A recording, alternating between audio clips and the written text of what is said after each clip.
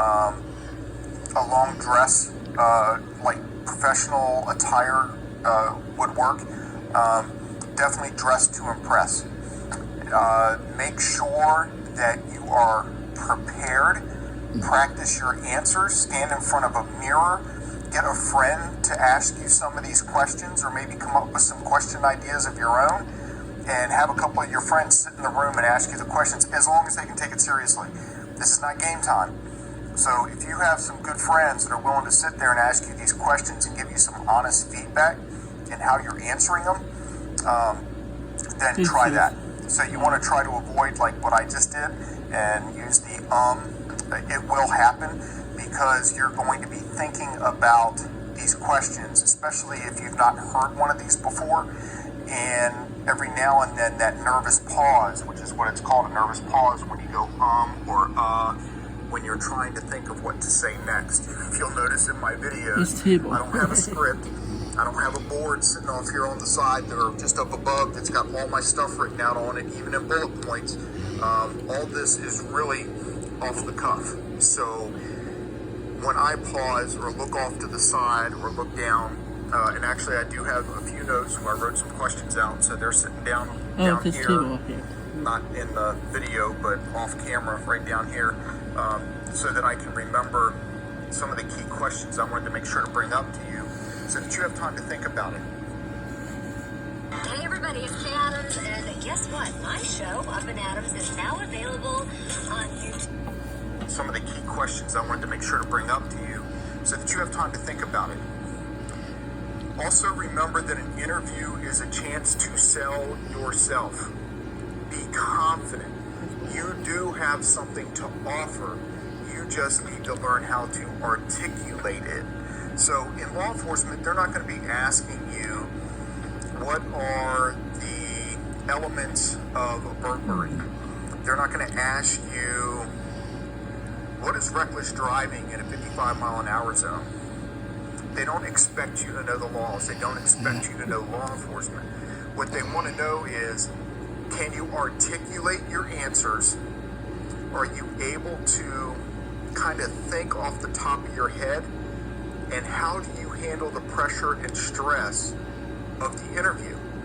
And are you able to speak and sell yourself? Do you have that positive, not arrogant, but positive attitude that it's going to end up taking to be a successful law enforcement officer?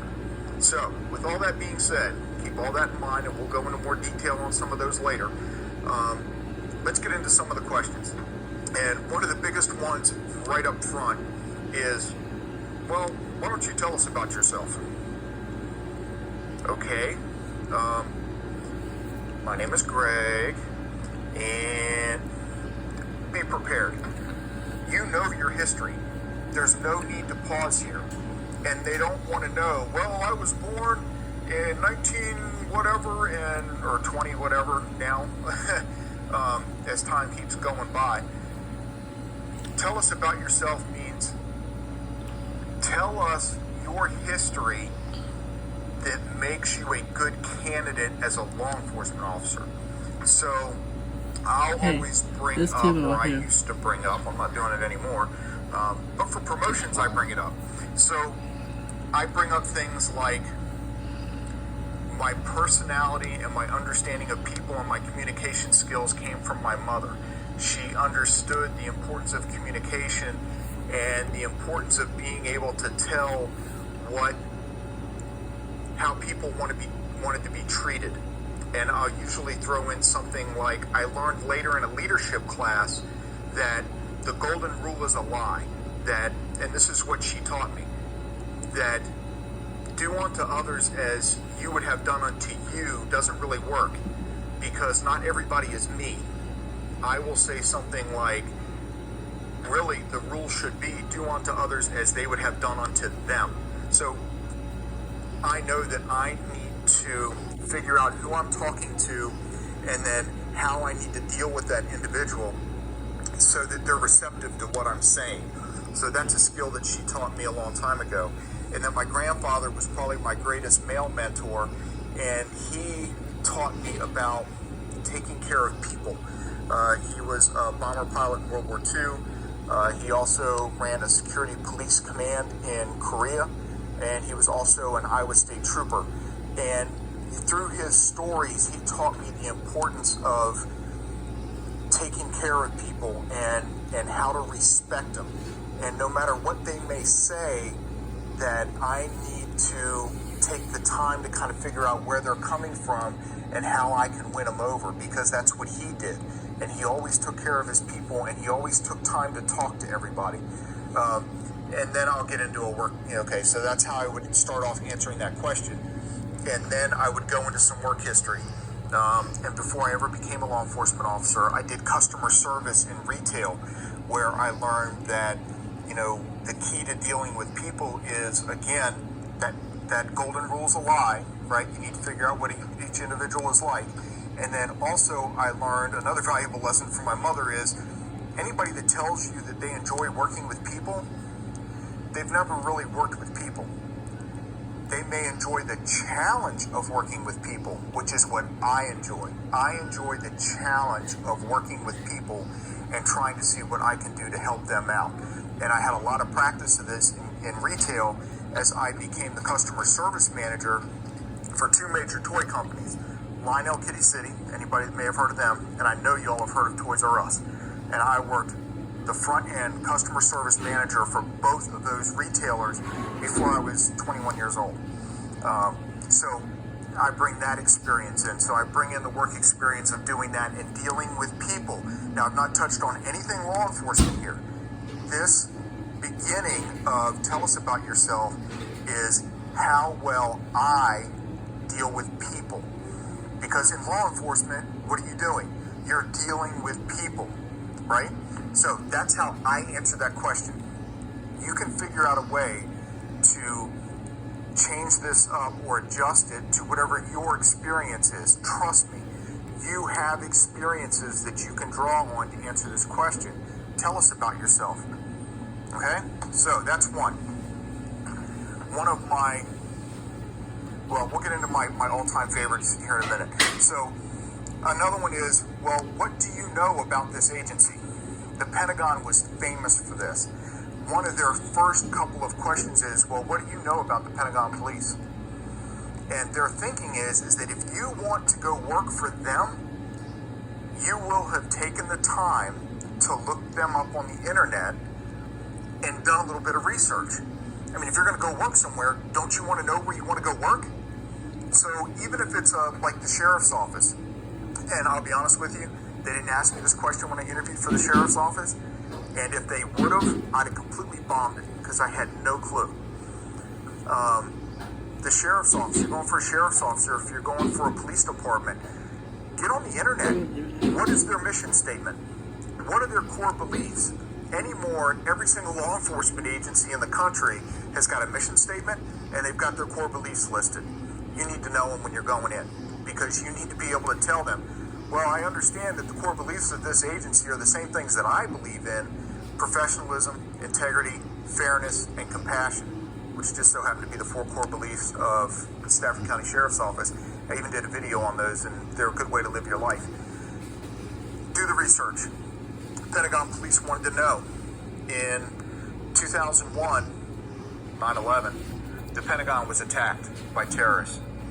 Because of this attack, in response, the Pentagon Force Protection Agency was formed, which also formed the Pentagon Police, which is where they got their start, was after 9/11. The Pentagon Force Protection Agency was an all-encompassing agency to provide security force protection for the entire Pentagon reservation and all of the DoD facilities within the DMV, the District of Columbia, Maryland, and Virginia. This is all on the internet. You can look this up. So do your research. Whatever agency it is that you're going for, whatever department you're going for, do some research on the agency. Who's the current chief of police? Who's the deputy chief? Who's the sheriff? Who's the deputy sheriff? Or the major, usually, is the rank that they're given. Or the under sheriff is another word that they use for the number two in command. So do some research on your agency or your department that you're going for so that you can answer these questions. What do you know about our department? So here's my favorite, and I'm definitely being sarcastic. What is your greatest strength, and what is your greatest weakness? Really? I hate those questions, but I swear to you, they are in almost every major interview you're going to go to.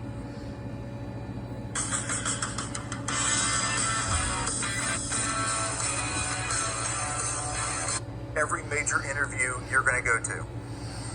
So, the strength question, come up with what you've got to come up with, but make sure it's something good. Mine, and it's true, which is why I have no problem talking about it, mine is my ability to communicate.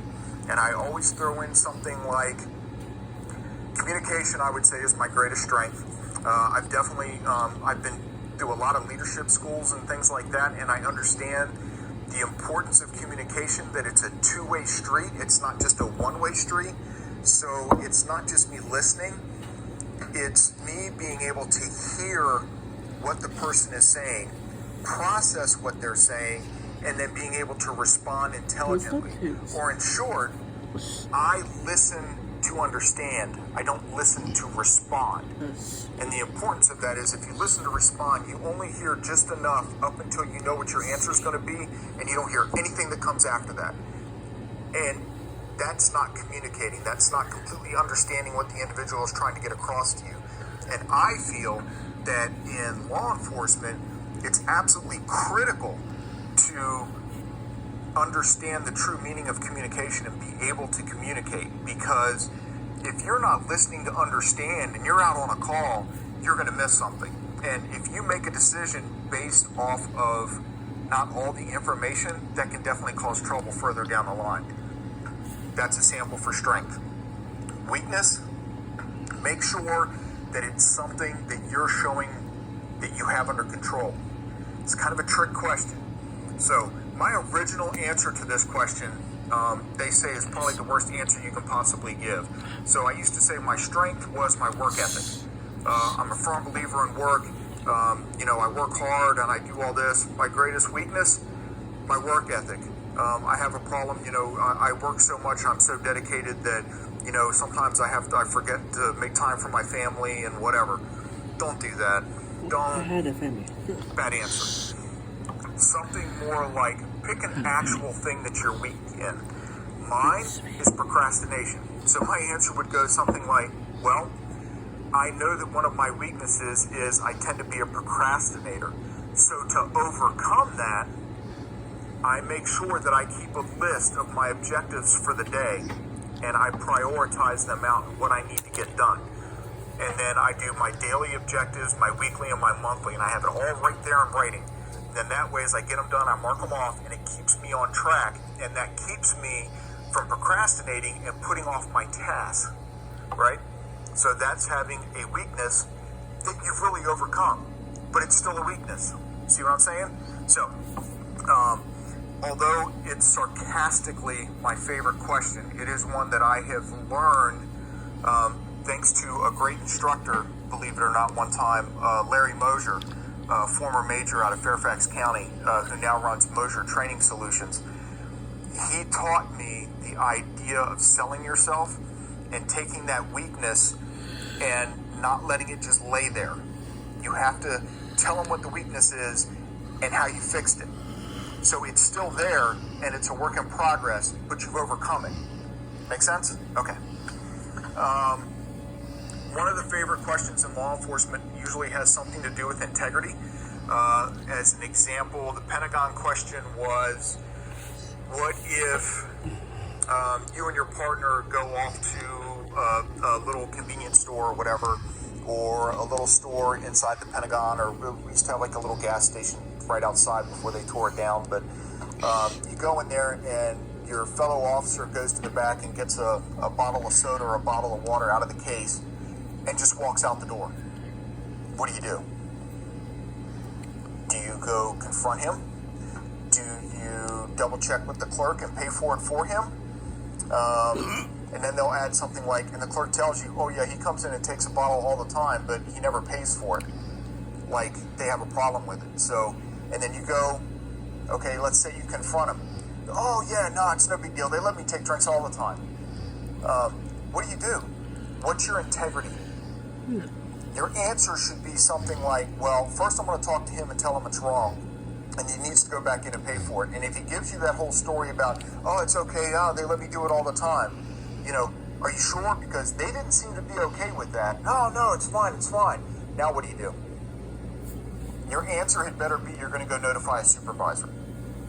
That thin blue line thing, that thin blue line is, yeah, we're a family, we're a group, but don't disgrace the blue line. Don't tarnish the badge. Don't steal. Don't beat somebody, right? Don't use excessive force. Don't cross that thin blue line. Don't tarnish the badge. So your answer had better be you're going to report him to a supervisor. It sounds crappy, but and here's the funny thing. When you're out on the street, if you catch somebody doing something like that, you had damn well better report him to a supervisor. Because if you don't, now you're an accomplice. Now you're going to get fired right along with him. Anyway, all right, so that's one. Another one's going to be a decision-making scenario. So the sheriff's office question was, you're off duty, you're armed, you're at a high school basketball game, you're watching your kid or you're watching a friend's kid play basketball. You go out to the concession stand to get a drink. There are about 10 other people in line, and you notice that the person up front appears to have a handgun, and they're sticking up the concession stand at the basketball game inside the high school. And you see them hand them a bunch of money, and they go and they take off and they run out the door. What do? And you're armed with your badge. What do? So, my answer, and I had no law enforcement experience at the time at all. This was strictly just off the top of my head. My answer was, well, I would follow at a safe distance, and if there was an opportunity where I might be able to say something, then I might, but depending on how many people were around, I would get the license plate number of the vehicle that he got into, or I would try to get a good description, and then go back inside and call 911, and then just be a really good witness. The idea being, if you think about the motto of law enforcement, to protect and serve, right? So to protect is first. So if you're in a scenario like that with a lot of people around, if you draw your weapon and try to challenge them right there with all those people, are you protecting? The answer is no. You get outside the doors. I mean, could there be other people around their cars? You don't know who's in those cars, and you go challenge them outside. Are you protecting? No. So they want to know where your mindset is. Are you ready to protect and serve? Do you think things all the way through, or are you just going to bull rush the problem and end up creating a bigger one?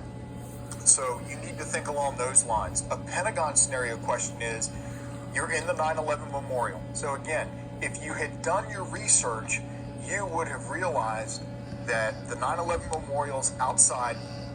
It is on the far side of the building, down by quarter four, five, and you would know that how it's laid out. So the scenario is, you're in the 9/11 memorial doing a foot patrol, and you hear 2 shots ring out, and then a bunch of people screaming and starting to run away from a certain area, where you look and you see an individual with a gun. What do? So if you have no law enforcement experience whatsoever, the very first thing that you should probably think of is, maybe I should take cover. You don't want to get shot, do you? So maybe you want to take cover. The next thing that they really want to know is, okay, so you can draw your weapon if you want, but what they really want to know is, are you going to get on your radio and communicate and let dispatch know what you have? So, and then they want to hear something. That's the big thing. They want to know if you're going to communicate, if you're going to take cover. So, or are you just going to draw your weapon and shoot the subject? Do you know for sure what happened? Right? So you can't just immediately react. You have to be able to evaluate. So take cover, get on the radio. You're going to get backup started your way. Let them know you've had 2 shots fired. You've got people running out of the 9/11 memorial. You've got one subject with a gun. and then you're going to react off of what happens next. So if you've got your weapon drawn, you've made your notification to dispatch, you're going to challenge him? Drop the weapon. And then hopefully he complies. And then if he complies, then you can move in slowly or wait for backup and go from there. So remember, if you take these scenario questions and you apply to protect and serve and put that in there and not just be the bull in the china shop, I'm going to draw my weapon out and I'm going to shoot him. Well, little do you know is that that person may have just had their gun with them, which is a violation, by the way, on a federal reservation, and somebody attacked him, and so it was all self-defense, and now he's just standing there with his gun over a body, over somebody that just attacked him, and now you're going to shoot the guy that just defended himself. So you can't assume anything. So you're always protecting and serving, right? So when you get these scenario questions, think about the smart play. Think about the I'm going to take cover, I'll draw my weapon, I'm going to look around and see if there's anybody in immediate danger and try to direct them away from the scene as soon as I possibly can.